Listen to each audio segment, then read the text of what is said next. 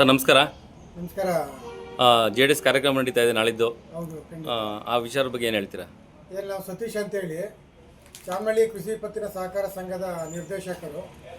ನಾಳಿದ್ದು ನಮ್ಮ ಯುವ ನಾಯಕರಾದಂಥ ನಿಖಿಲ್ ಕುಮಾರಸ್ವಾಮಿ ಅವರ ಸಾರಥ್ಯದಲ್ಲಿ ಜನರೊಂದಿಗೆ ಜನತಾ ಕಾರ್ಯಕ್ರಮನ ನಾವು ಬನ್ನೂರಿನಲ್ಲಿ ಅಶ್ವಿನಿ ಕುಮಾರ್ ಅವರ ಅಧ್ಯಕ್ಷತೆಯಲ್ಲಿ ಕಾರ್ಯಕ್ರಮ ಮಾಡ್ತಾ ಇದ್ದೀವಿ. ಈ ಕಾರ್ಯಕ್ರಮ ನಡೆಯುವಂಥ ಸ್ಥಳ ಹಾಲನ್ ಡೈರಿ ಮುಂಭಾಗ, ಬನ್ನೂರು SRP ರಸ್ತೆ. ಈ ಕಾರ್ಯಕ್ರಮಕ್ಕೆ ನಮ್ಮ JDSನ ಎಲ್ಲ ಹಿರಿಯ ಮುಖಂಡರು, ಕಿರಿಯ ಸ್ನೇಹಿತರು ಹಾಗೂ ಜಾತ್ಯತೀತ ಜನತಾ ದಳದ ಕಾರ್ಯಕರ್ತ ಬಂಧುಗಳು ಇದೇ ಆಹ್ವಾನವೆಂದು ತಿಳಿದು ತಪ್ಪದೆ ಸಮಯ ಸಂಜೆ 4 ಗಂಟೆಗೆ ಎಲ್ಲ ಕಾರ್ಯಕರ್ತ ಬಂಧುಗಳು ಕಾರ್ಯಕ್ರಮಕ್ಕೆ ಆಗಮಿಸ್ಬೇಕಂತೇಳಿ ಮನವಿ ಮಾಡ್ಕೊತಾ ಇದ್ದೀವಿ.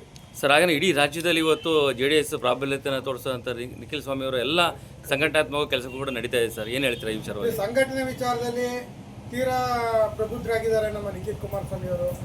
ಸೊ ಯುವ ಜನತೆ ನಿಖಿಲ್ ಕುಮಾರಸ್ವಾಮಿ ಅವರ ಸಾರಥ್ಯನ ತುಂಬ ನೆಚ್ಕೊಂಡಿದ್ದಾರೆ.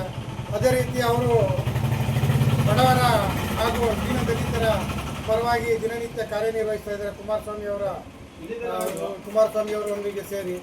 ಆದ ಕಾರಣವಾಗಿ ಇವತ್ತಿನ ಯುವ ಜನತೆ ಹಾಗೂ ಹಿರಿಯರು ಸಹ ನಮ್ಮ ನಿಖಿಲ್ ಕುಮಾರಸ್ವಾಮಿ ಅವರ ಸಾರಥ್ಯನ ನೆಚ್ಕೊಂಡಿದ್ದಾರೆ. ಹಾಗಾಗಿ ಮುಂದಿನ ದಿನಗಳಲ್ಲಿ ನಮ್ಮ JDS ತುಂಬ ಉತ್ತಮವಾದ ರೀತಿಯಲ್ಲಿ ಜನಗಳಿಗೆ ಸ್ಪಂದಿಸಿ ಅತ್ಯುತ್ತಮವಾದ ಫಲಿತಾಂಶ ನಮಗೆ ಬರುತ್ತೆ ಅಂತೇಳಿ ಈ ಮುಖಾಂತರ ವಿಶ್ವಾಸ ವ್ಯಕ್ತಪಡಿಸ್ತಾ ಇದ್ದೀವಿ. ಮುಂದೆ ಜಿಲ್ಲಾ ಪಂಚಾಯತಿ ಎಲೆಕ್ಷನ್ ಕೂಡ ಆಗ್ತಾ ಇದೆ. ಮುಂದಿನ ದಿನಗಳಲ್ಲಿ ಗ್ರಾಮ ಪಂಚಾಯತಿ ಹಾಗೂ ತಾಲೂಕ್ ಪಂಚಾಯತಿ, ಜಿಲ್ಲಾ ಪಂಚಾಯತಿಗಳು ಎಲೆಕ್ಷನ್ ನಡೀತಾ ಐತೆ. ಇದರಲ್ಲೂ ಒಂದು ಕಾರ್ಯಚಟುವಟಿಕೆಗಳು ನಡೀತಾ ಇರೋದ್ರಿಂದ ನಮಗೆ ಈ ನಿಖಿಲ್ ಕುಮಾರಸ್ವಾಮಿ ಆಗಮನ ನಮಗೆ ಹೆಚ್ಚಿನ ಉತ್ಸಾಹ ತಂದುಕೊಡುತ್ತೆ ಈ ಸಂದರ್ಭದಲ್ಲಿ ಹೇಳೋದು ಬಯಸ್ತಾ ಇದ್ದೀವಿ. ಹಾಗಾಗಿ ಸಾರ್ವಜನಿಕವಾಗಿ ಯಾರೆಲ್ಲ JDS ಅಭಿಮಾನಿಗಳಿಗೆ ಸ್ವಾಗತ ಕೋರ್ತಾ ಇದ್ದೀರಾ?